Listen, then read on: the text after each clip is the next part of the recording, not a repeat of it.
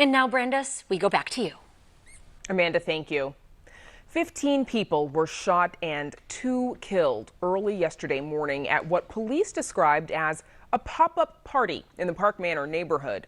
Alderwoman JEANETTE Taylor says the business, which operates as a towing company, needs to be held accountable.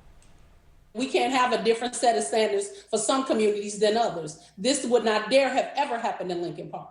Not in a million years. It's not even a thought in my mind. And so why does it get to happen in my community? But we all have to take ownership of what happened and do a better job at actually fixing. And so all I have is my word to these families that if it's legislation, whatever it is, we got to do something different. And it's not giving people a slap on the wrist. Joining us are Pastor Anthony Wright of Ring of Hope Youth and Family Center and Vondale Singleton of CHAMPS, a mentoring program for young African American and Latino men. Gentlemen, welcome back to Chicago tonight, and thank you for joining us.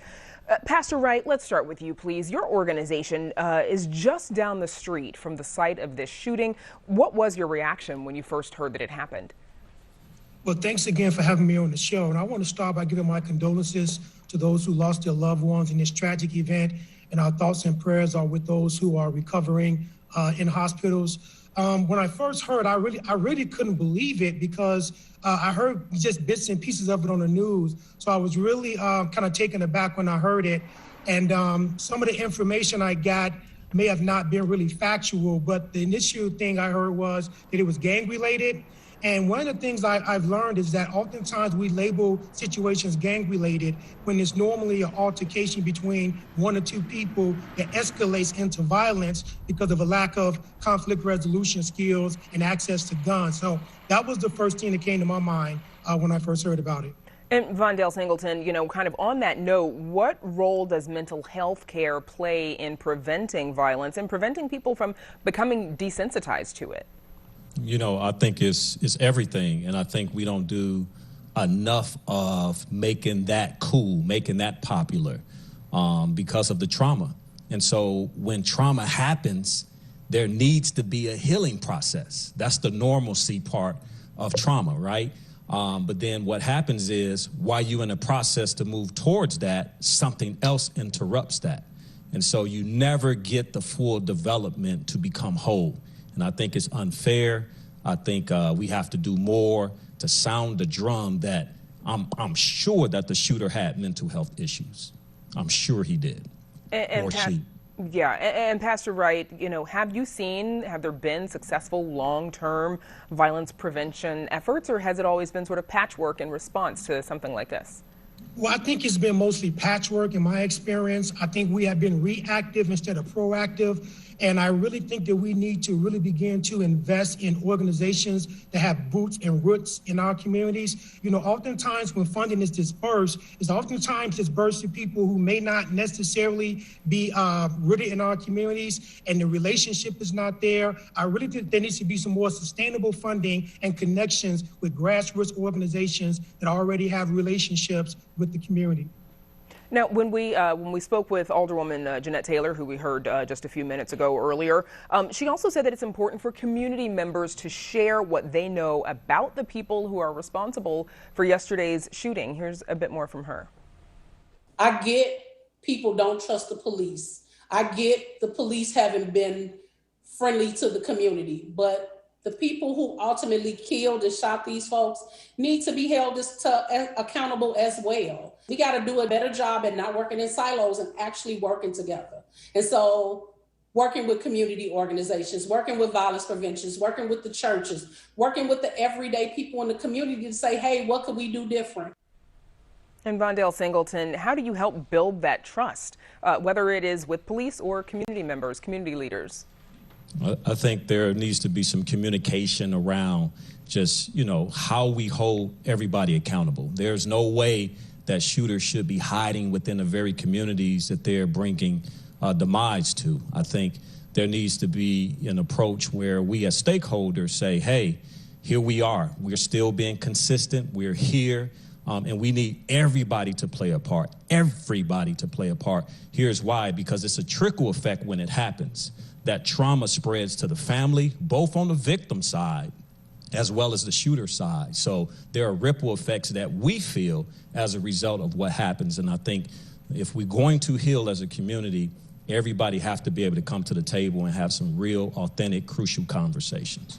And Pastor Wright, how do you make sure that, community services, whether it's violence prevention or conflict resolution or mental health, that they're actually meeting the needs of the community? I think that's a great question. I think it all goes back to resources, because we have a lot of great organizations in our community, but the problem has been sustainability. There's only so much you could do without resources. And as I said before, resources are being dispersed, but they're not always, in my opinion, sent to the right places. And back to what Vondale was saying about the community response, we have a lot of people who are really being held hostage in their own communities because of fear. If I speak out, if I don't feel safe, I may be retaliated against. So you have people who want to talk, who want to tell, but they're really being held captive or hostage in their own communities. And Vondale, how have you seen the pandemic and COVID-19 compound the underlying issues that lead to violence? Yeah, it's layers upon layers upon layers around systemic racism.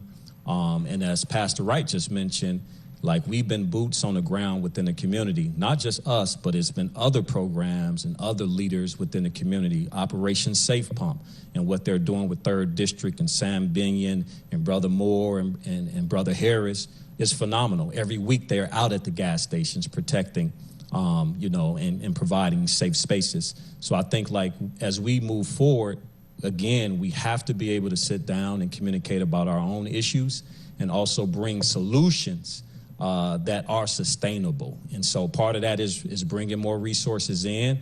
Part of that is having listening committees where people of all different ages are sitting down and having these conversations. Now, both of you have talked about resources. We heard Alderwoman Taylor talk about the community kind of owning it themselves. In the little bit of time that we have left, Vondale, I'm going to ask you first a little bit briefly about CHAMPS and how you all work. Yeah, absolutely. So CHAMPS stands for Culturally Helping and Making Positive Success. And we are a male mentoring group stemming from Gary Comer College Prep for boys and young men of color. And our 3 E's are education, empowerment, and exposure. And so we are both providing virtual and in-person support. And as a matter of fact, we're going to be teaming up with Pastor Wright and the community South Shore Drill team to clean up the community this Saturday. We're boots on the ground, and we're ready to keep moving forward. And Pastor Wright, a few seconds left, but Ring of Hope and the work that you do there. Well, Ring of Hope Youth and Family Services, we started off in the Greater Grand Cross community about 10 years ago with a boxing program. And the purpose of the program was to allow young men to channel their energy and aggression in a more positive way. And the program has since evolved into Double Dutch. We have a media lab. We have family wraparound services. We're just trying to, for the most part, prevent violence and try to find alternatives so we can provide a safe community, especially in the Greater Grand Crossing community. Okay. And thanks to both of you for joining us, Pastor Anthony Wright and Vondale Singleton. Thank you for having us. Thank you. Up next, commemorating a legal legend. Good evening and welcome to Chicago Tonight, Black Voices. What do you believe prevents a strong coalition of Black and Latino communities forming across the communities? I want us to, as a